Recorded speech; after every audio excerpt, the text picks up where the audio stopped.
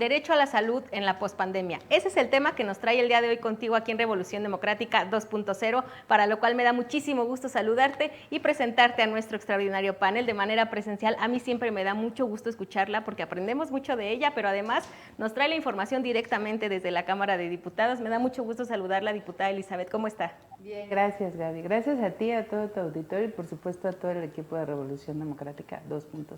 Muchas gracias. De verdad les comentaba la diputada Elizabeth Pérez Valdés, ella es feminista, dirigente política, consejera nacional, tiene de verdad un amplio currículum y una trayectoria impresionante cuando de defender los derechos se trata, así que vamos a tener información de muy buena mano y también de manera también muy buena y muy directa tenemos a nuestros dos doctores invitados de manera virtual. Me da mucho gusto saludar al doctor Armando Rosales Torres. Él es especialista en neurocirugía por el Consejo Mexicano de Cirugía Neurológica AC, además de ser secretario general del Sindicato Nacional Libre de los Trabajadores del Seguro Social. Doctor Armando, qué gusto saludarle.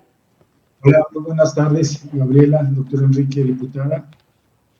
Muy buenas tardes. Y un placer, como siempre, aquí estamos, a la orden.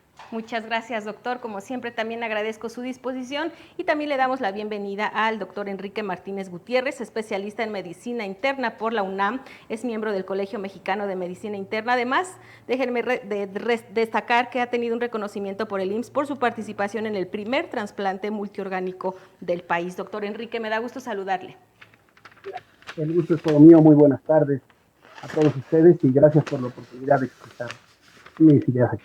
Gracias a ustedes por acompañarnos de manera virtual, por supuesto a la diputada y también a ustedes que nos ven, que comparten y que comentan este programa. Si les parece bien, diputada, vamos a comenzar con nuestro programa, con las cifras, porque de ahí tenemos que partir. Tengo aquí, fíjense ustedes, a 3 años de la declaración de esta pandemia del COVID, las cifras son las siguientes. Hasta el pasado 26 de abril se registraron 7.576.730 personas que han padecido de COVID, de las cuales 333.764 fallecieron. Yo quisiera preguntarle, doctor Armando, ¿cuál es el balance, su balance, por supuesto, sobre el manejo de la pandemia? Quisiera preguntarle, el Estado mexicano, las y los mexicanos durante el COVID, ¿cómo estuvieron? ¿Cuál fue el desarrollo desde su perspectiva? ¿Cuál es su opinión? Mira, definitivamente la pandemia a nivel mundial hizo estragos, pero aquí nosotros en México nos enseñó que estábamos en pañales en cuanto a infraestructura hospitalaria, en cuanto a recursos y lo más importante, que no había una buena capacitación del personal médico. Nos agarró a todos de bajada. Hay un detalle muy importante que yo siempre lo señalé, que incluso me costó mi trabajo dentro del Instituto Mexicano del Seguro Social, que denuncié desde noviembre del 2019, cuando se empezaron a dar los casos, ¿sí? En China, cuando empezaba a haber casos de una manera exponencial en toda Asia y después en Europa y después en México, en donde tuvimos 4 meses, el gobierno tuvo 4 meses para tomar acciones y no tomó ninguna acción, ninguna. Definitivamente a mí me quedó un muy mal sabor de boca, perdimos, yo creo que todos, muchos compañeros, amigos, hermanos, padres, hermanos, fue una catástrofe esto, ¿sí? Para mí, porque lo viví en carne propia como médico, como representante sindical, como ser humano, realmente fue esto caótico, ¿sí? Dice todo, es que fue a nivel mundial, sí, pero en México el gobierno federal seguía permitiendo que bajaran personas de ferries, de barcos que iban en tour. No hubo nunca hubo un filtro sanitario en los aeropuertos y eso está todo documentado. Entonces realmente para mí estas cifras que maneja el gobierno federal de 3 millones y tantos de personas muertas se quedan cortos porque realmente esconden las cifras reales y eso siempre lo he dicho. Muchas gracias, doctor Armando. De igual manera, doctor Gutiérrez, me gustaría escuchar cuál es su balance sobre el manejo del Estado en esta pandemia. ¿Considera que hubo un mal manejo? Si hay un caso, ¿qué fallas existieron en caso de que usted considere que el manejo pues estuvo mal? Y si estuvo bien, también compártanoslo, por favor. Si bien no quisiera particularizar y compartiría completamente con el doctor Rosales, que fue un problema mundial, es muy difícil aceptar que hubo un manejo adecuado de la situación a nivel nacional. Hay cosas muy claras, ¿no? Para empezar, también comparado con el doctor Rosales, las cifras son muy difíciles. La verdadera repercusión de la pandemia en nuestro país va mucho más allá de las cifras reportadas de casos documentados, pues fueron solo los documentados. ¿Cuántos casos no solo se documentaron? ¿Cuántos se reportaron como fallecidos por COVID? Tampoco es una cifra que sea un indicador claro. Sería mucho más claro ver el incremento en la mortalidad que hubo en todas las enfermedades, porque la repercusión del COVID no solamente fue para la atención de los pacientes con COVID, fue para la atención de pacientes con otro tipo de enfermedades. No estoy muy dado a calificar, creo que es muy difícil, sobre todo en un fenómeno tan complejo como lo es una pandemia, inédito, de repercusión mundial, pero es difícil dejar de decir que sin duda se pudo haber hecho mejor en el mundo, se pudo haber hecho muchísimo mejor en nuestro país.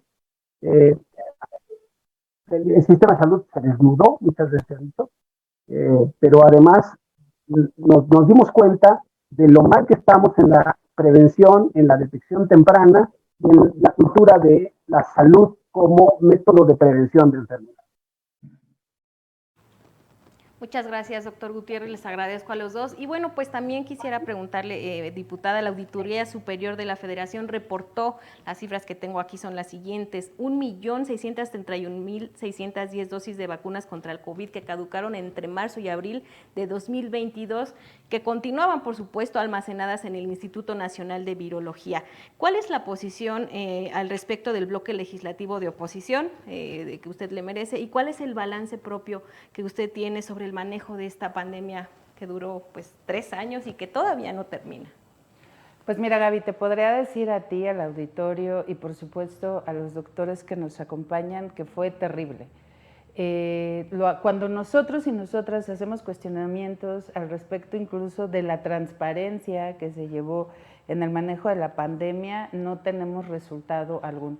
Recordemos incluso que quien fue encargado del manejo de la pandemia en nuestro país fue un subsecretario, no fue el secretario de Salud y tampoco fue el Consejo de Salubridad el que asumió la responsabilidad definitiva de la pandemia. Fue un subsecretario del cual se esperaba que se hiciera mucho en función de que lo que pintó el gobierno federal es que era un experto en el tema. No es cierto, en ese momento nadie era experto en el tema, y máxime cuando solo una persona se hace responsable. El balance es pésimo. No tenemos la posibilidad de decir que tenemos los datos reales para nada de lo que haya sucedido en términos de la pandemia, y sobre todo cuando llegó el doctor Gatell a la Cámara de las y los Diputados a escuchar, pero sobre todo a dar respuesta a los cuestionamientos que teníamos, muy en lo particular del bloque opositor. Pues bueno, vimos las noticias todos y todas. Se salió por la puerta de atrás, encontró cualquier excusa, cualquier pretexto para no dar esas respuestas. Nos hemos encontrado incluso con que hay otras instancias que también estaban inmersas o en la posibilidad de que podrían estar inmersas en las respuestas a este manejo de la pandemia. La Comisión Nacional de Derechos Humanos, en lo particular el sector salud en su conjunto, y todas las ocasiones que han ido a la Cámara de las y los Diputados y se les ha cuestionado el manejo mismo de la pandemia, lo que tenemos como respuesta son solo retóricas, ¿no? La misma retórica que hemos escuchado siempre, que lo hicieron los gobiernos de atrás muy mal y que por eso hoy estamos en la condición en la que está nuestro país. En lo particular, el tema de la pandemia COVID-19, más allá de lo que nos puedan decir los expertos y las expertas, empezando por quienes hoy nos acompañan en el panel, es que fue una desgracia para el mundo, pero fue una desgracia para México. Podíamos haber detenido muchas de las muertes que tuvimos justo por la exacerbación de la pandemia, y el gobierno mexicano no hizo nada. Les fue más sencillo al presidente sacar un escapulario y decir detente, le fue más sencillo al presidente decir que no robar, no mentir y no traicionar eran las 3 cosas principales para no contagiarse, cuando en realidad lo que necesitábamos para no contagiarnos de manera masiva, además de vacunas, que en ese momento no las teníamos, pero teníamos algunas cosas que nos pueden ayudar, que era el insumo básico como es los cubrebocas, las caretas, que ni siquiera estaban estaban a disposición del sector salud y mucho menos de las y los mexicanos. Fue en realidad una tragedia que nos sigue costando en muchos aspectos, no nada más en el sector salud. Claro, y se podría hablar justo como comentan, de no haber la experiencia por ninguna de las partes, pero sí había maneras de prevenir, de atender sobre todo, porque bueno, pues era algo inesperado, algo que tomó por sorpresa no solo al país, sino a los gobiernos de todo el mundo, pero que sí, pues no nos agarró de la misma manera a otros países como a nosotros, ¿no? Creo que si se le hubiera inyectado al sector salud lo que se le tenía que inyectar, sin necesidad incluso de una pandemia, para atender enfermedades ya preexistentes, que son muy altas en nuestro país, si se hubiera mejorado nuestro sistema de salud, pues creo que nos hubiera agarrado en mejores condiciones y eso hubiera permitido, por supuesto, atender y evitar muchas de las muertes, como bien les comenta, diputada. Y tengo también aquí más cifras, doctor Armando. Durante la pandemia de COVID crecieron, por supuesto, también los casos de depresión, un tema muy importante si hablamos de salud mental. La Secretaría de Salud reportó 84,396 nuevos casos de este problema de salud a finales de 2020 y en 2021 la cifra subió, fíjense cuánto, 104,719 y en 2021 se registraron 131,454 casos. Yo quisiera preguntarle, doctor Armando, ¿qué políticas públicas sobre salud mental está implementando el sector salud? Porque bueno, pues si hablamos de rezagos, pues también tenemos que considerar los físicos, por supuesto, pero también los mentales, que son demasiado importantes y que han subido a gran escala en sus cifras. Mira, yo no sé si tú, Enrique, veas paciente con trastornos por enfermedad mental, pero yo en lo personal, yo creo que al mes veo 5 pacientes, yo solo, 5 pacientes con trastornos, sí, mentales post-COVID. Esto es muy importante. De las pocas autopsias que hicieron en otras partes del mundo, porque aquí en México les valía un chorriete, la verdad, o sea, yo estoy muy, muy molesto porque tuvieron mucha materia prima, ¿sí? Viéndolo con mucho respeto y como investigador, debieron de haber hecho autopsias, ¿sí? No una, sino muchas autopsias. ¿Qué es lo que hacían? Tiene COVID, va a cremación. Espérate, perdió México un gran momento histórico, yo lo diría, ¿sí? Para ver las características de cómo el COVID dañaba a nuestra raza, porque no es lo mismo. Será un virus, pero los virus mutan y se afecta de muy diferente manera, ¿sí? A los afroamericanos, a los latinos, a los europeos o caucásicos, es diferente.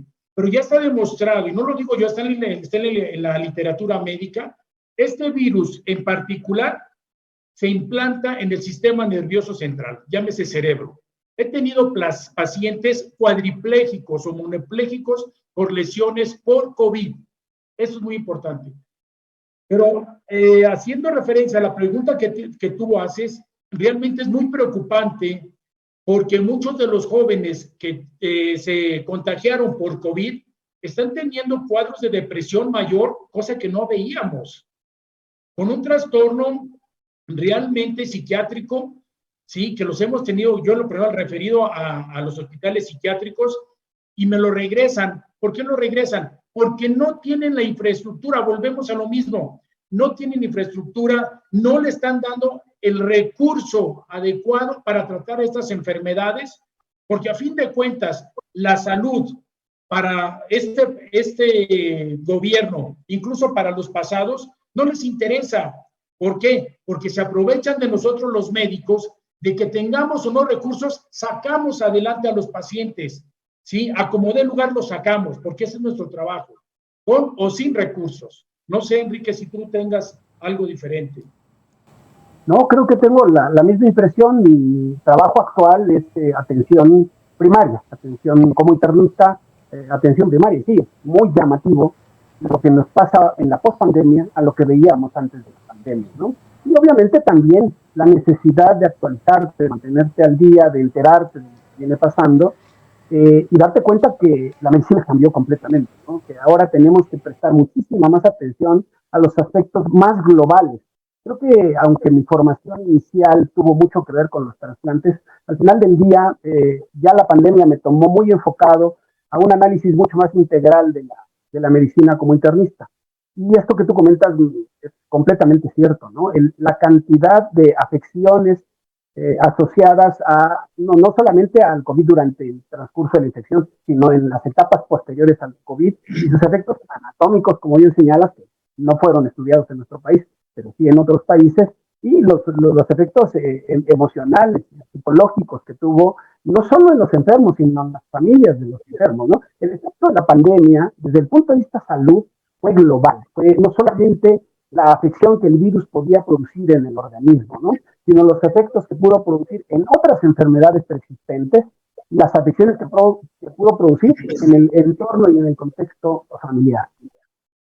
También de ahorita que lo menciona doctor Gutiérrez, pues una situación también mental que los afectaba incluso a ustedes porque se tenían que ahora volver también psicólogos hasta de la familia que tenían que comentarles la situación del enfermo de una manera pues sutil, buscar la manera de sacar adelante al paciente y que eso también les repercutía a ustedes como doctores en su salud mental, por supuesto, generaba una impotencia de ver a los pacientes, de no saber el contexto, de no saber de pronto cómo controlar tantos enfermos, porque pues definitivamente hay cifras y yo me quedo con usted, doctor Gutiérrez, para hacerle la siguiente pregunta. En el estudio de COVID-19 en México, un perfil sociodemográfico del investigador de la UNAM, Héctor Hernández Bringas, señala justamente que además de esta situación de desabasto en atención mental, también el primer año de la pandemia solamente 1 de cada 4 personas contagiadas recibió atención hospitalaria, además por supuesto del desabasto de medicamentos que hubo. Esto, bueno, viene a completar lo que están comentando porque justamente pues no se daban abasto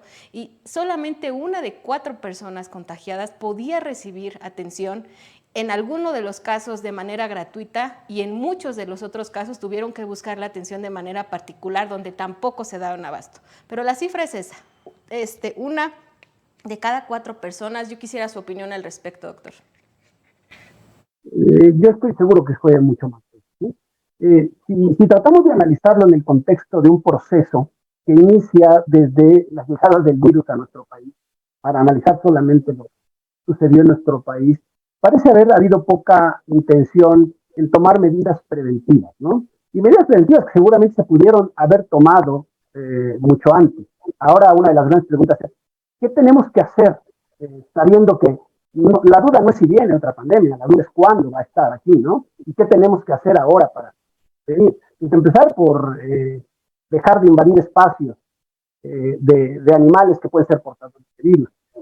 Capacitar mucho mejor al personal que puede identificar tempranamente los casos. Ya Armando hablaba de lo mal que está la parte de la capacitación del médico, ¿no? Y sobre todo el médico de primer contacto, que es ahí donde tendríamos que poner una de las primeras barreras, no al final en las terapias intensivas de especialización. Las primeras barreras de contención para una epidemia, para una pandemia, tendrían que estar en las primeras fases de la propagación del virus.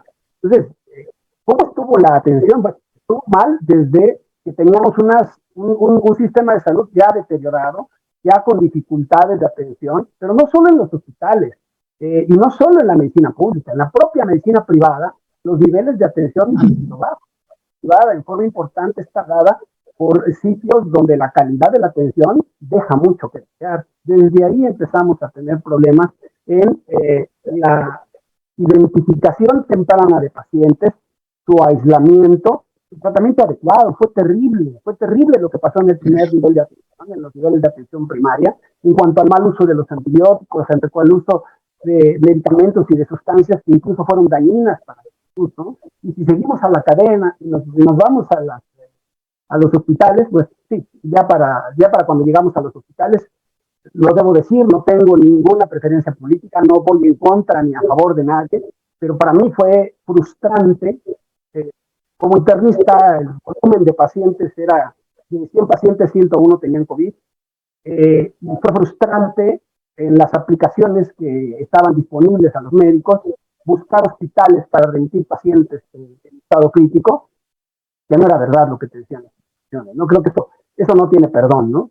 Que tú le digas a un paciente, de acuerdo a la aplicación, te puedes ir a tal hospital y al rato te llame por teléfono y dice el hospital está ocupado y que hubiera pacientes en ambulancias dando vueltas por la ciudad buscando dónde ser atendidos es una de las experiencias más frustrantes que he tenido yo en mi vida, y la experiencia que en lo particular a mí, a mi familia, y mi esposo es médico también, nos dejó fue una sensación de frustración en las etapas más críticas de la pandemia. Sin duda alguna, también lo que mencionábamos, esa afectación también a ustedes como médicos, sin duda alguna, física, mental, el agotamiento también debió ser arduo y también debió haber sido atendido, por supuesto. Atendido al igual, diputada, que 250,000 niños, que esa es la cifra que se tiene, por supuesto habrá que analizar si es la real, si hay más, si es menos, 250,000 niños que quedaron en la orfandad debido a las muertes, por supuesto, de COVID. Yo quisiera preguntarte, ¿tú consideras que el Estado mexicano deberá garantizarle a estos niños los derechos básicos como la alimentación, la educación, la salud, por supuesto, que es lo que nos trae el día de hoy aquí? Claro que sí, mira, yo creo que primero tenemos que identificar que las y los mexicanos padecimos una violencia institucional por parte del Estado mexicano. O sea, todo lo que tiene que ver con los derechos fundamentales están plasmados en nuestra Carta Magna, pero además de ello también están garantizados en los tratados internacionales. Y el Estado mexicano no ha hecho y no hizo y no ha hecho absolutamente nada por ello. Estamos hablando de una cifra de 250,000 niños y niñas, en este caso nuestra infancia, planteados en un tema de orfandad. Yo creo que son muchísimo más. Pero a ello le tenemos que sumar la ausencia que tiene el Estado mexicano de políticas públicas para poder sacar adelante al país. O sea, estamos hablando de niños y niñas que en este momento están en una condición de orfandad, pero también tenemos que hablar de niños y niñas que tuvieron un rezago educativo impresionante, y retomando un poco lo que planteaban los doctores sobre la atención a la salud mental, en este país no existe. No existía antes de la pandemia y ahora existe mucho menos después de la pandemia. Se están desmantelando instituciones tan importantes que tienen que ver con el cuidado de la salud mental, que nos habla de la nula importancia que tiene este tema para el Ejecutivo. Pero también estamos hablando de que se está desmantelando el propio sistema de salud. Antes de que pudiéramos decir que lo estamos fortaleciendo, estamos dando todos los pasos, o más bien el Ejecutivo está dando todos los pasos para desmantelar. ¿Eso qué significa? Que lo plasmado en nuestra Constitución no existe para este Ejecutivo, porque podemos hablar de muchas ausencias durante la pandemia, y una de ellas es la ausencia institucional. Y exactamente eso es lo que nos lleva a estar hoy en una condición en la que el país no puede salir adelante. Tú me estás planteando salud, educación, alimentación para los niños y niñas que hoy viven en calidad de orfandad, sí, pero también tenemos que plantear todo lo que la misma sociedad necesita después de la pandemia, que no le esté inyectando el Estado mexicano a ello, al contrario. Te puedo decir que después de la pandemia a mí me toca, después, entre comillas, me toca la primera discusión presupuestal para la recuperación económica, y no hay tal. Al contrario, se van desapareciendo programas, ramos muy específicos que tienen que haber justo para esta recuperación pospandémica, y no la tuvimos nunca, ni antes, ni durante, y mucho menos después. Tenemos una ausencia absoluta del Estado mexicano, no nada más para la atención de la pandemia, sino posterior a la misma. Es decir, y esto vamos a cerrar con esto para que también tengamos como el escenario un poco más claro desde tu perspectiva. Si ahorita que se nos haga la boca chicharrón, nos cayera otra pandemia, ¿nos agarraría en peores condiciones que en la que nos agarró el COVID? Claro, por supuesto. Pero de hecho estamos todavía en medio de la misma pandemia. La Organización Mundial de la Salud no ha levantado el estadio de pandemia. Ahora ya se ha vuelto como endémica, digamos, por el propio tratamiento que ha tenido, pero seguimos todavía en medio de la pandemia y el sistema de salud está igual o peor. Incluso te pudiera decir peor, porque con esta desaparición de los propios programas que ha habido en el sector salud, ya no existe la posibilidad de que todo lo que le costó al país años construir, hoy ya está prácticamente desaparecido. No estamos como en Dinamarca en ninguno de los estadios de salud, y mucho menos vamos a estar como en Dinamarca en función de lo que pudiéramos esperar como actuación del Estado mexicano para atender las necesidades mínimas básicas indispensables, no nada más de los niños y niñas en orfandad, no, de todo el país en su conjunto. Muchas gracias, diputada. Muchas gracias a los doctores. Se nos terminó el tiempo del primer segmento, por lo que voy a invitarlas a todas y cada una de ustedes y todos, por favor, compartan y comenten este programa. Estamos hablando de un tema muy importante, la salud, el derecho a la salud después de la pospandemia, en qué estado se encuentra, cómo nos agarró a ustedes ahí en su casa, qué situaciones y qué experiencias nos pueden compartir. Por favor, escríbanoslas. Nosotros vamos a un corte y ahorita regresamos. Recuerda que puedes encontrar todo el contenido de Revolución Democrática 2.0 en su canal de YouTube. No te pierdas ninguna transmisión. También encontrarás contenido de temporadas anteriores, con invitados de lujo y temas coyunturales.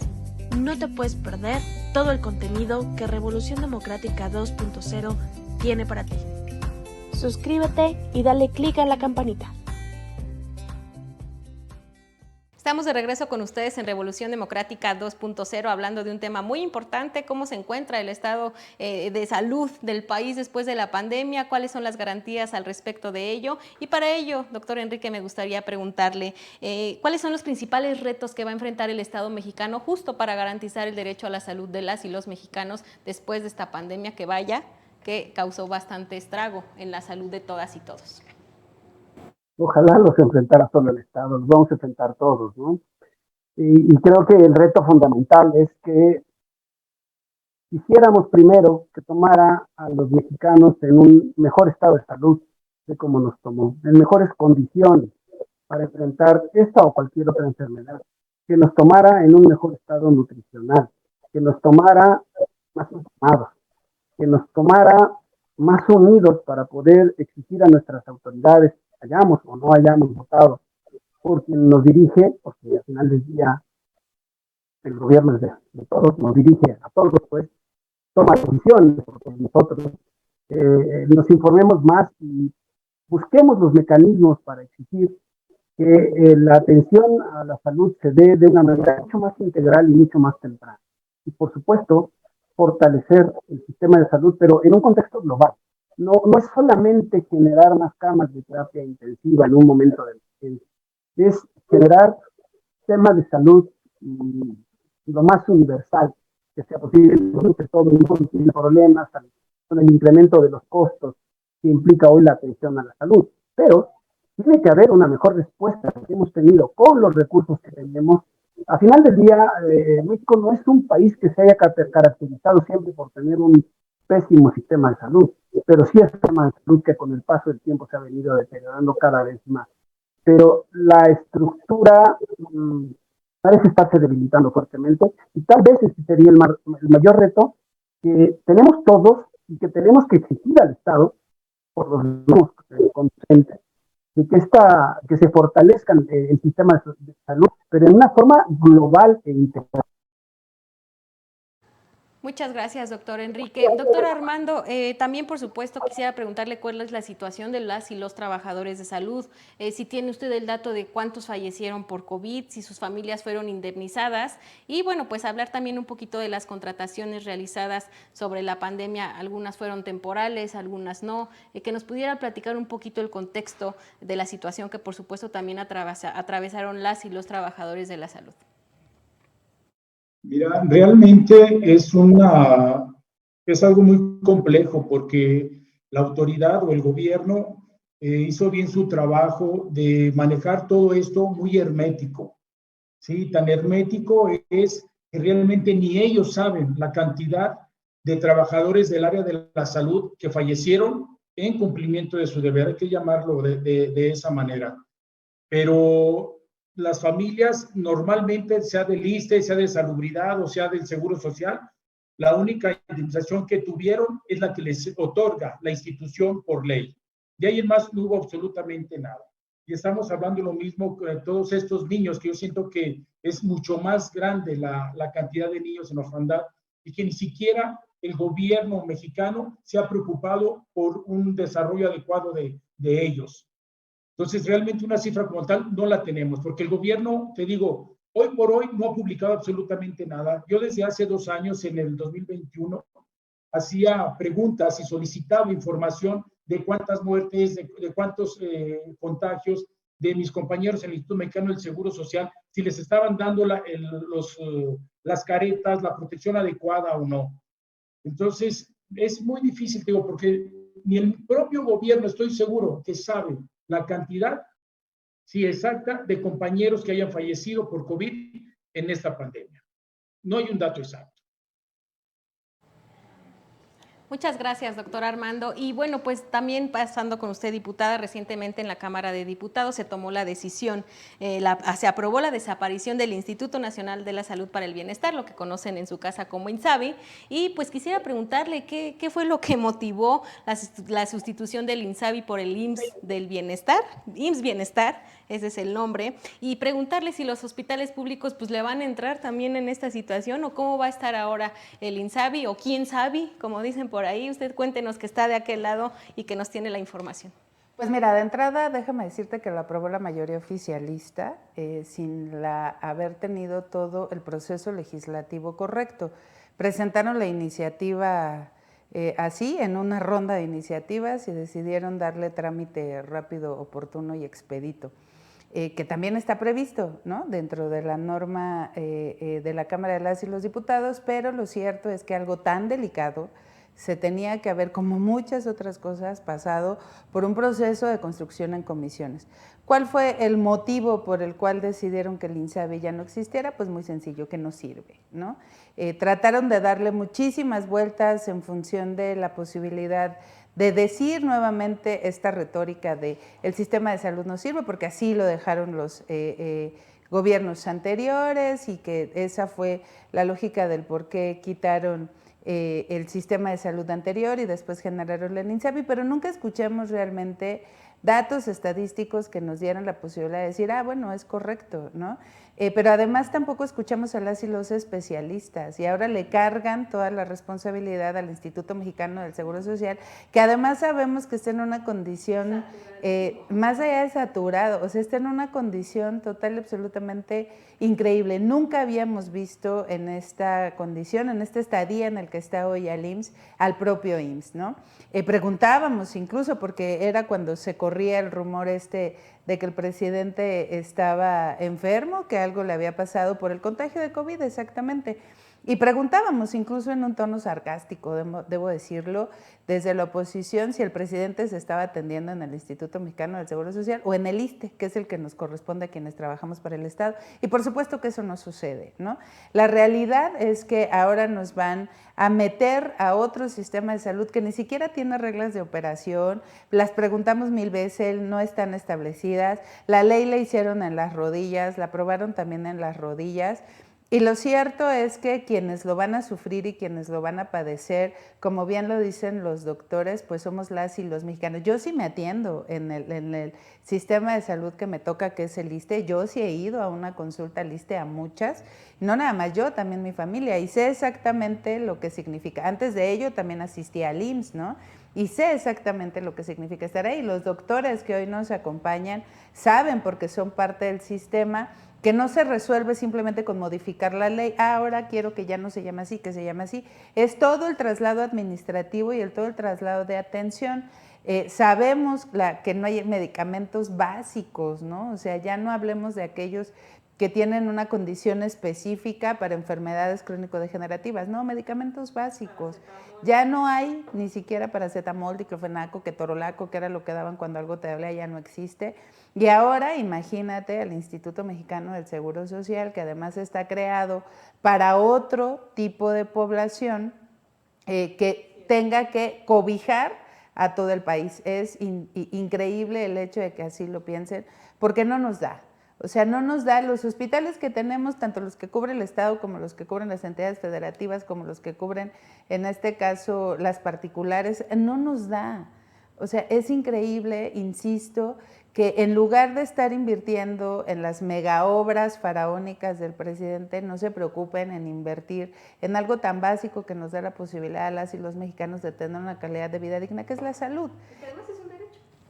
Por encima de todo es un derecho. Y entonces esto que están generando ahora, insisto, lo aprobaron en las rodillas, nadie lo conocía a ciencia cierta de qué se trataba, pero además también lo aprueban fast track en la Cámara de las y los senadores, y entonces estamos entrando a un país en donde no existe la posibilidad de que las y los mexicanos de a pie los que utilizamos este servicio, las que utilizamos este servicio con independencia de los encargos que son temporales, tengamos un acceso a la salud digna, y lo único que estamos asegurando es que aquellas personas que podrían salvarse incluso de una gripe o de algo tan complicado como una enfermedad crónico-degenerativa ya no tengan la posibilidad de acceder a un sistema de salud que les diga te puedes salvar la vida.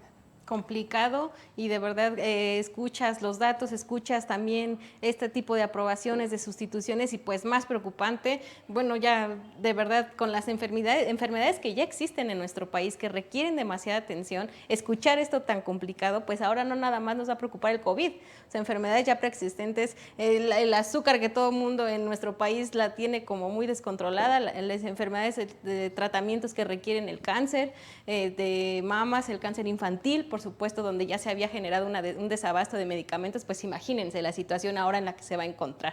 Yo quisiera, doctor Enrique, que usted también nos comentara sus opiniones respecto a la desaparición del INSABI, esta sustitución por el IMSS Bienestar. ¿Usted qué opina de esto?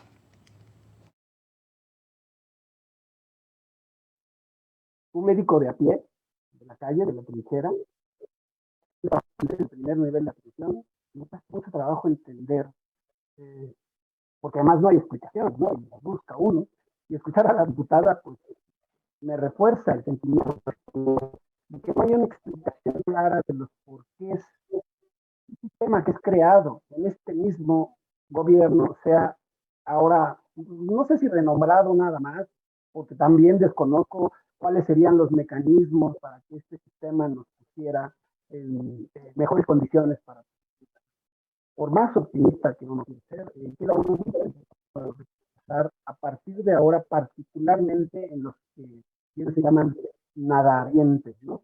Sí, los derechohabientes de las instituciones de salud, que fueron una gran fortaleza en algún tiempo en el país, están teniendo problemas. Creo que todos sabemos que llegas a un servicio de urgencias y ya no hablamos de un cama 2 de urgencias, después ya no se habla solamente de camilla 1, camilla 2, sino ya silla 1, silla 2, ¿no? Sobresaturados los servicios de urgencias del país. Y si las instituciones que tienen, en teoría, mayor acceso a los recursos, están sufriendo la crisis, ¿qué va a pasar los recursos para las personas que no tienen, por el día de hoy, un real y un verdadero acceso a la atención para su salud? Muchas gracias, doctor Enrique. Doctor Armando, también me gustaría escuchar como médico su opinión sobre este tema del INSABI, de esta sustitución por el IMSS Bienestar. ¿Usted qué opina? Mira, el INSABI nació muerto, ¿sí? Lo sacaron muerto porque Julio Fren, cuando hicieron el Seguro Popular, que bueno o malo funcionaba mucho mejor que el INSABI, mucho mejor. Dice el presidente, es que era una bola de corruptos. Pues sí, era una bola de corruptos, simplemente que hubiera metido la mano para que no fueran tan corruptos o tan rateros y lo hubiera dejado en paz. Lo quita, mete al INSABI, pero lo que es peor, a un arqueólogo lo mete, sí, de coordinador nacional. ¿Sí? Un arqueólogo. Pues para empezar, desde ahí está mal, todo este gobierno realmente, y yo voté por él, yo sé que lo que dijiste, pero yo soy encabritado por eso. Ahora, lo meten al seguro bienestar. ¿Qué es lo que va a pasar? Van a tronarlo. Y acuérdate de mí, acuérdense bien esas palabras, lo van a tronar porque no hay o no tienen la infraestructura para hacerlo. Van a hacer de todos los moles, quieren sacar uno. Y eso no tiene ni pies ni cabeza. Este IMSS, bienestar, están haciendo igual ya abortado desde un principio, porque no tiene, como dice la diputada y como dice Enrique, no tiene una buena estructura, no tiene una buena planeación. Esto no es así. La universización de los servicios de salud como países europeos, aquí en México va a ser muy difícil destrabarlo. Tienen que pasar 2, 3 sexenios e irlo programando poco a poco. Entonces, el INSABI definitivamente nació muerto y más por los que pusieron. En el Seguro Social tenemos, con todo el respeto, a un periodista, Zoé Robledo Aburto, que sabe de medicina, no sabe nada. Por eso ahí el fracaso de la pandemia y tantos muertos. ¿Qué pasó en salubridad? Sí, pues teníamos al arqueólogo. ¿Qué pasó en el ISSSTE? Teníamos a un abogado. Entonces, yo siempre les dije, la atención médica debe de ser una cuestión prioritaria para la nación. Siempre debe de ser. Si tienes un estado sano, tienes gente sana, tienes un país sano y va a trabajar y va a salir adelante. Si lo haces estadísticamente por las enfermedades crónico-degenerativas, tú te vas a dar cuenta de que realmente se van muchos recursos hacia estos pacientes. Y no hay dinero que alcance, la medicina es carísima, carísima. Y realmente este IMSS Bienestar, yo siento, y no nomás yo, en el aspecto médico, está abortado. Está abortado. O sea, fue una pésima decisión, nada de estadística, nada de estudios. Realmente no le preguntaron a la gente que sabe, no le preguntaron. Sí, pues le preguntan a Zoe Robledo, ¿qué sabe? Le preguntan al arqueólogo, pues ¿qué van a saber? Sí, entonces yo creo que los que deben de determinar una plataforma lineal de qué es lo que necesita el sector salud en México, somos nosotros, ¿sí? Como Enrique, como yo, como todos, que somos los que estamos en el área operativa. ¿Qué es lo que nos hace falta? Los políticos, con todo el respeto, diputada, ¿sí? Están 3 años, 6 años y se largan. Nosotros no, yo tengo 30 años, voy a cumplir 30 años ya de egresados de la raza y seguimos, y hasta que nos cargue el payaso vamos a ser médicos. Y los políticos, quién sabe si nos vuelvan a reelegir, ya no, simplemente desgracian al sector salud o al sistema de salud a nivel nacional y se van. Entonces, el INSABI nació muerto y este IMSS Bienestar está muerto igual. Les queda 1 año y medio, no lo van a lograr. Y si logran ganar, ¿sí? Esto va a ser la catástrofe. ¿Sí? Créanmelo. Muchas gracias, doctor. Y justo ese sentir, diputada, también pues de la parte académica y médica, yo quisiera preguntarle si hay voluntad política en la Cámara de Diputados para generar un parlamento abierto donde sí se discuta una ley de salud justo desde la experiencia, justo desde donde, como las políticas públicas que se generan a raíz de las necesidades de cierto sector, de cierta población, pues que también la ley se generara a partir de la experiencia, a partir de todo ese conocimiento que sí exista por parte de la gente, por parte, por ejemplo, de los 35.7 millones de mexicanos que no cuentan con un sistema de salud, que pudiera haber un parlamento abierto, pero ¿hay voluntad para ello o de plano hay una cerrazón donde pues es así, así va y así se va a quedar? Pues mira, la voluntad la vimos en estos últimos días, porque nosotros y nosotras decíamos, está bien, discutamos lo que tiene que ver legislativamente con el sistema de salud y con la ley que así corresponde. Les dijimos, regresemos a comisiones. Regresarlo a comisiones significa generar un parlamento abierto, significa traer a quienes son expertos y expertas en el tema, y no nada más en temas administrativos, sino en la propia aplicación de los medicamentos, de los estudios, de las necesidades de las y los mexicanos, ¿no? Y la respuesta la tenemos. Ya después de muchas horas de sesión en la Cámara de las y los Diputados, que además déjenme decirles que es creo la tercera sesión más larga que hemos tenido, se va a la Cámara de las y los senadores y lo aprueban en una sede alterna por fast track, ¿no? No existe ninguna voluntad política, pero además hacemos hincapié, no existe voluntad política para nada, absolutamente. El sistema de salud es algo que tenemos que discutir exactamente con quienes conocen, ¿no? Pero no nada más el sistema de salud, toda política pública en este país se tiene que construir de la mano con quienes lo conocen. Y hoy nos vienen a decir un poco lo que decía el doctor Armando, el INSABI nació muerto, que porque se supone que el Seguro Popular estaba lleno de corrupción. Comentábamos tú y yo detrás de la cámara que no existe un solo detenido o una sola denuncia en tema de corrupción por este y por todos los sistemas que han desaparecido. Entonces, mira, la voluntad política la podemos tener desde la oposición, esa es la verdad, pero la voluntad política de la mayoría no existe. Simplemente se vota, porque además así lo hemos tenido que decir en la tribuna una y otra vez, se vota por instrucciones del presidente, se acabó. Un presidente que no ha tenido esta capacidad de reconciliar al país en ninguna de sus formas y tampoco en ninguna de sus etapas. Es un presidente que simplemente piensa que él, teniendo un país a la medida de lo que su cabeza da, es lo mejor para México, y no es así. Algo que decíamos nosotros y nosotras en tribuna: escucha, ya tiene su propia refinería, ya tiene su propio tren, ya tiene su propio aeropuerto, ya tiene su propio ejército, porque además lo ha hecho a la medida. Ya tiene, dentro de ese ejército, ya tiene su propio gas, ya tiene su propio banco, ya tiene quien distribuye los medicamentos, quien los compra, y todo eso es el ejército, no es el sector público. Y ya va a tener propia aerolínea, con esta modificación también que se hace al espacio aéreo, y ahora ya tiene su sistema de salud. O sea, todo en función de lo que piensa el presidente. Ya nada más le falta tener su propio sistema de transporte colectivo, su propia línea de taxis, ¿no? Su propio trolebús. Lo decimos en tono de sorna, pero es lo que está sucediendo en nuestro país. No le interesa un comino lo que le sucede a las y los mexicanos en este país, y mucho menos en cosas tan trascendentales como lo es la salud. No existe voluntad política, por más que nosotros y nosotras pudiéramos plantear la necesidad de un parlamento abierto, que es parte del proceso legislativo. Por parte de la mayoría oficialista simplemente hay oídos cerrados a tratar de escuchar posiciones que les van a cuestionar, pero que no solo van a cuestionar, también van a proponer. Pero como no se acomoda a su presupuesto, como no se acomoda a sus programas clientelares, entonces no los escuchamos simplemente. ¿Qué es lo que pasa con ahora este sistema del IMSS Bienestar? Lo decía yo hace un rato, no existen ni siquiera las reglas de operación.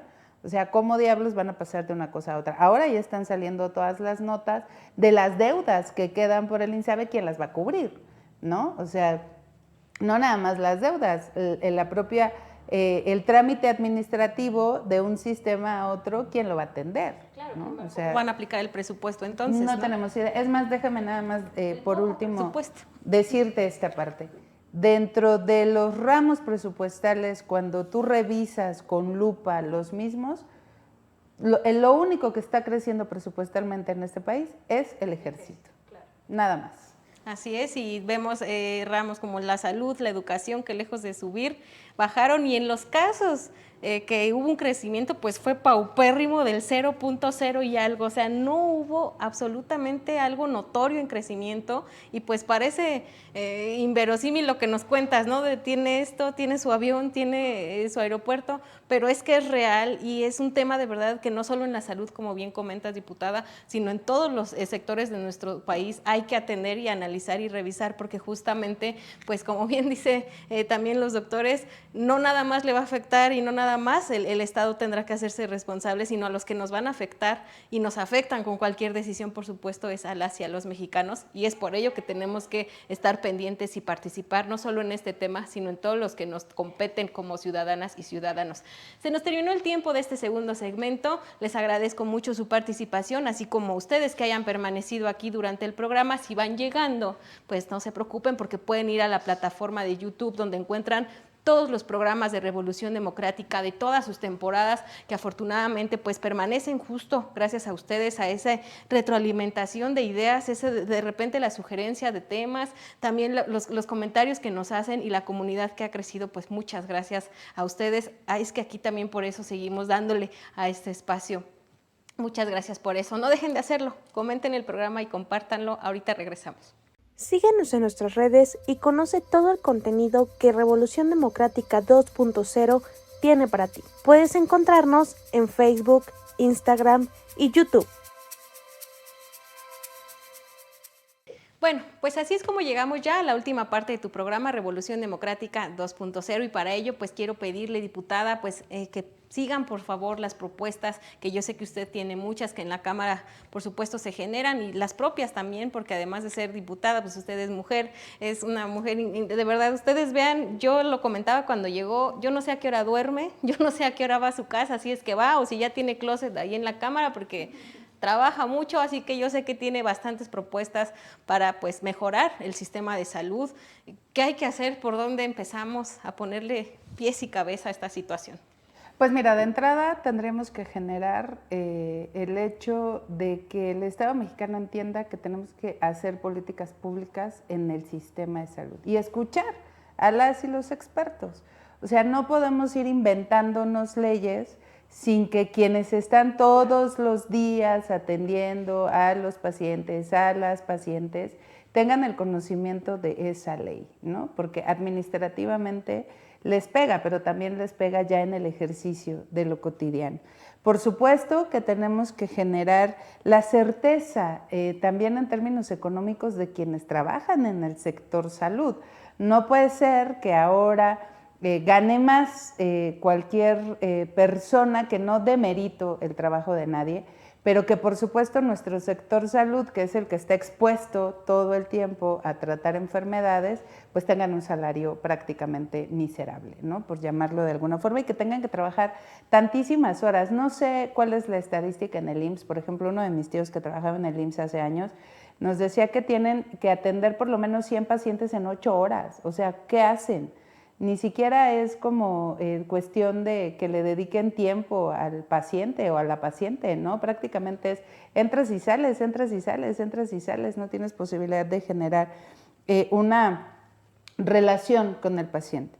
De eso es parte de lo que tendríamos que estar pensando, pero de entrada que nos tiene que quedar claro que si algo en este país no funciona, primero es el Ejecutivo y segundo, si eso que no funciona se tiene que cambiar, pues también tiene que haber consecuencias de que no haya funcionado, ¿no? Creo que tenemos que trabajar de la mano con quienes son los expertos y las expertas, pero también con quienes somos los pacientes y las pacientes en el sector salud.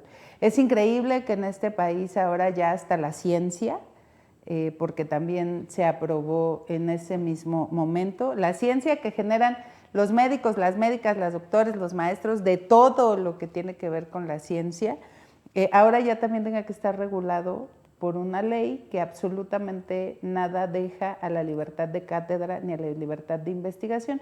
A ese grado hemos llegado en este país.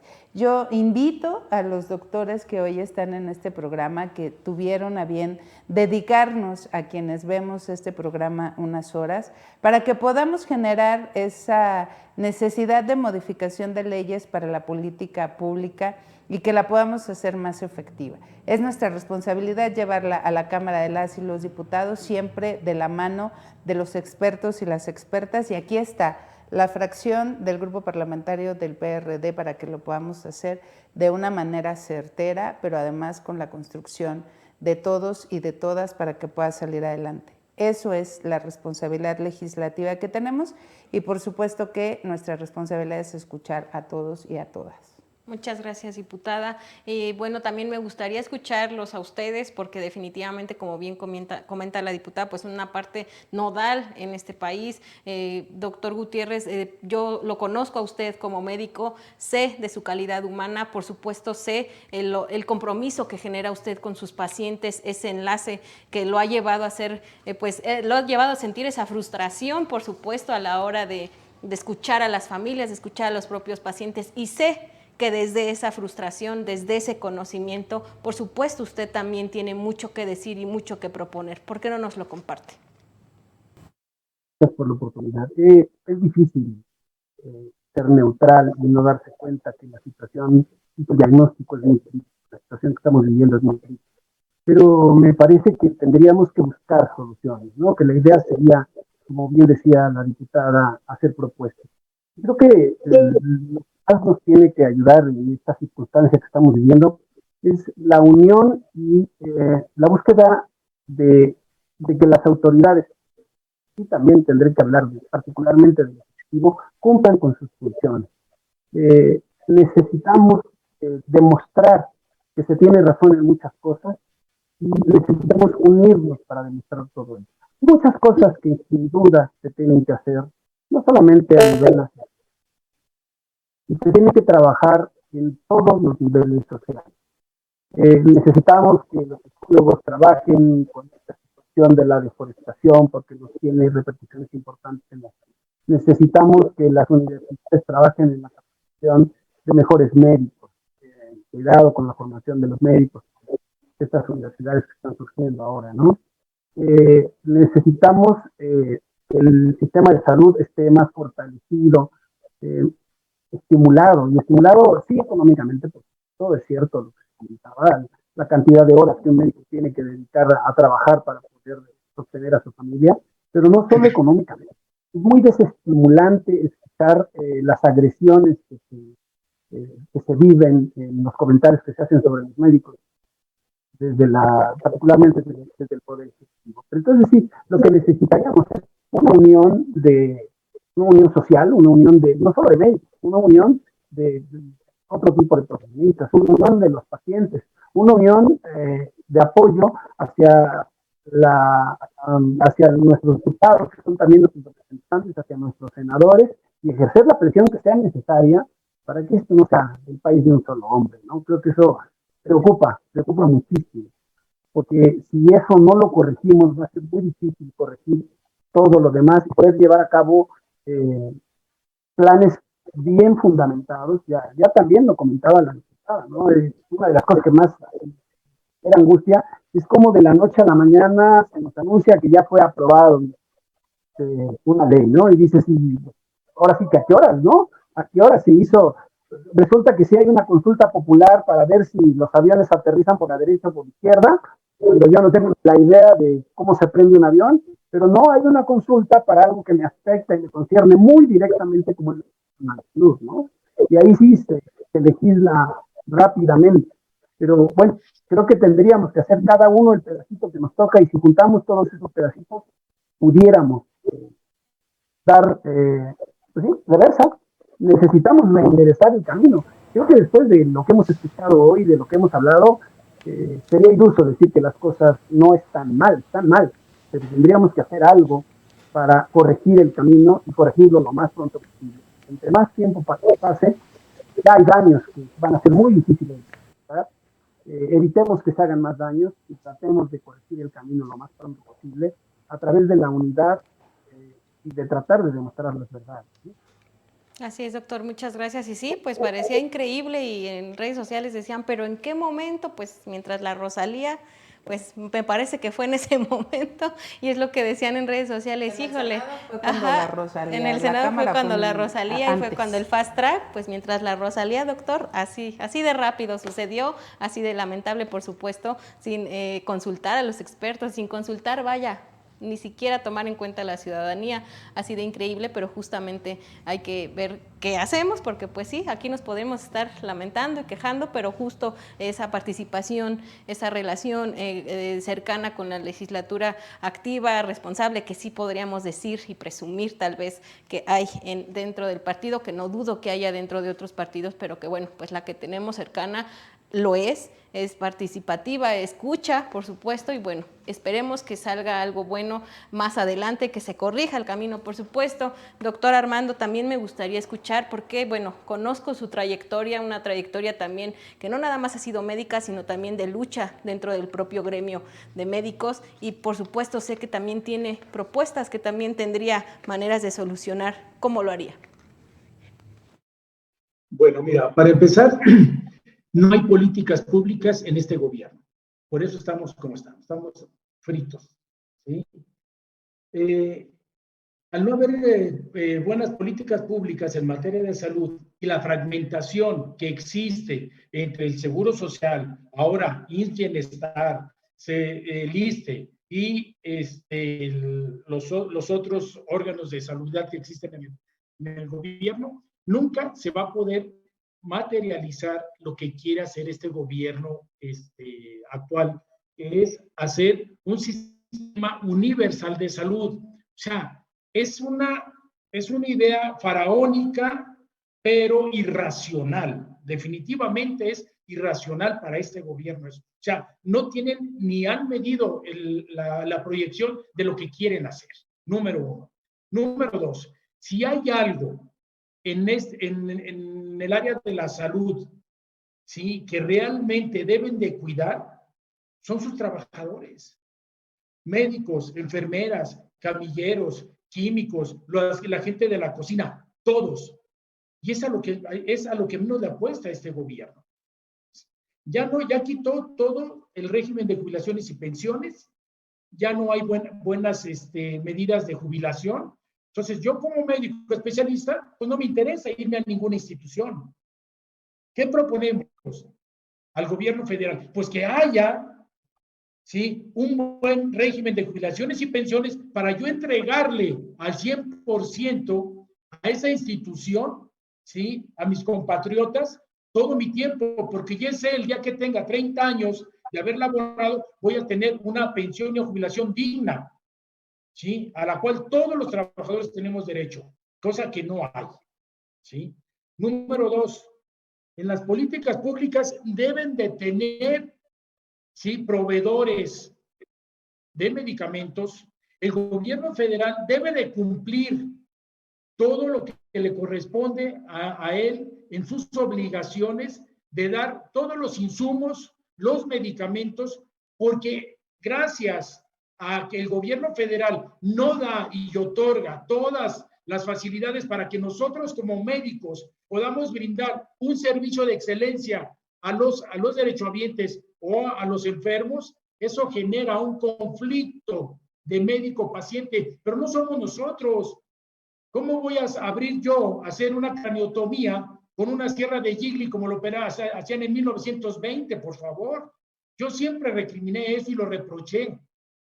Entonces, el gobierno tiene toda la obligación de proporcionarnos el material adecuado para hacer un trabajo de excelencia, cosa que no hace, ¿sí? Y se lo demostré una y otra vez cuando quité una válvula a un niño que estaba oxidada. Vean la calidad, ¿sí?, de insumos que nos otorga el Instituto Mexicano del Seguro Social cuando yo estaba activo, y se la llevé a mi director. ¿Qué hizo el director?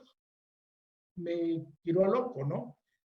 Los medicamentos de anticomiciales para pacientes que convulsionan, los que nos daba el Seguro Social, mandaba a hacer nivel sérico porque el paciente seguía convulsionando, y el nivel sérico en sangre, que es una determinación de la cantidad de medicamento que traía menos del nivel terapéutico. O sea, ¿cómo quieren que nosotros hagamos un trabajo de excelencia cuando no nos da el gobierno federal lo adecuado o lo bueno para que nuestros pacientes estén aquí? ¿Sí?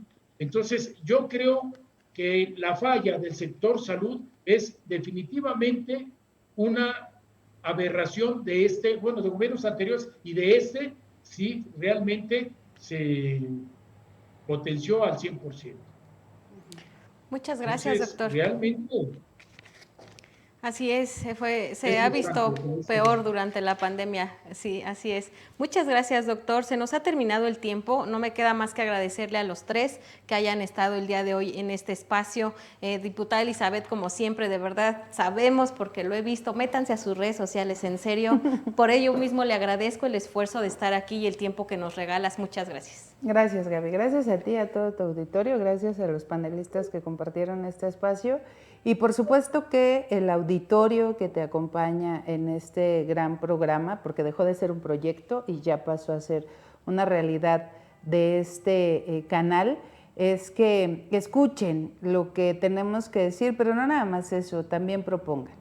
Aquí está la fracción parlamentaria del PRD para estar siempre de la mano de la gente con las causas de las mismas y sobre todo ser la voz de quienes todos los días, hoy en este tema que tiene que ver con el sector salud, no se les escucha por parte del Ejecutivo. Lo único que tiene mal este país es el Ejecutivo. Nada más. Ay, no más. Muchas gracias, diputada. Y pues también agradecerle, doctor, esta primera vez, que esperemos no sea la última, que haya mucho más oportunidad de seguir hablando de este tema, porque definitivamente hay mucho más que analizar y tendremos que seguirlo visibilizando hasta lograr vencer, por supuesto, y hasta que eso que tiene mal este país, pues definitivamente mejore y que la situación y la condición de muchas y muchos mexicanos en temas de salud, pues sea favorable, doctor. Le agradezco mucho su participación. Al contrario, gracias. Ha sido para mí mucho aprendizaje y una esperanza. Ahí está la diputada y creo que nos habló muy claramente, ¿no? Hay a quién dirigirse. Y felicidades a ustedes por difundir la información, ¿no? Esto nos puede ayudar a salir adelante. Recurrir a nuestros representantes para pedirles que nos apoyen y difundir información para que la gente conozca lo que está pasando. Muchas gracias, doctor. Doctor Armando, también le agradezco muchísimo el espacio. Ya sé que la otra vez lo íbamos a sacar de una cirugía, no fue posible, pero hoy sí, así que muchas gracias porque también sé que están muy ocupados. Estamos a la orden y yo tengo que retirarme. Muchas gracias, doctor. Le agradezco mucho el tiempo. Un abrazo. Gracias por haber estado con nosotros, por supuesto. Gracias de nuevo, diputada. Gracias a ustedes que nos ven, que comparten y que comentan este programa. ¿Qué les parece si nos vemos aquí en el programa que sigue en Revolución Democrática 2.0? Yo soy Gaby Juárez. Siempre es un placer estar con ustedes.